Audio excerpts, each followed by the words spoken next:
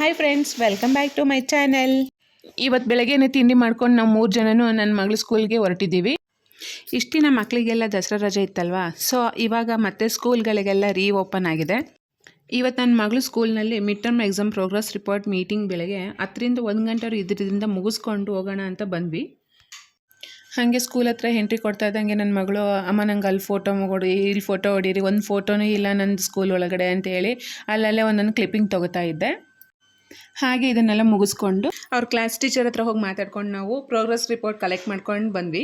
ಹಾಗೆ ಹೇಗೆ ಓದ್ತಿದ್ದಾಳೆ ಏನು ಅಂತ ಕೇಳಿದಾಗ ಚೆನ್ನಾಗಿ ಓದ್ತಿದ್ದಾಳೆ ಅಂತ ಹೇಳಿದ್ರು. 99% ತೆಗೆದಿದ್ದಾಳೆ, ಇದೇ ಥರನೇ ಕಂಟಿನ್ಯೂ ಆಗಲಿ ಅಂತ ಅಂದರು. ಸೊ ಹಾಗೆ ನನಗೂ ನಮ್ಮ ಮನೆಯವರಿಗಂತೂ ತುಂಬಾ ಖುಷಿ ಆಯಿತು, 99% ತೆಗೆದಿದ್ದಾಳೆ ಅಂತ ಹೇಳಿ. ಎಲ್ಲ ತಂದೆ ತಾಯಿನೂ ಬಯಸೋದು ಇದನ್ನೇ ಅಲ್ವಾ ಫ್ರೆಂಡ್ಸ್. ಇವತ್ತಿನ ಮಿನಿ ಲಾಗ್ ಇಷ್ಟೇ ಫ್ರೆಂಡ್ಸ್. ಈ ವಿಡಿಯೋ ನಿಮಗೆಲ್ಲ ಹೇಗೆ ಅನಿಸ್ತು ಅಂತ ಕಮೆಂಟ್ ಮಾಡಿ. Thank you.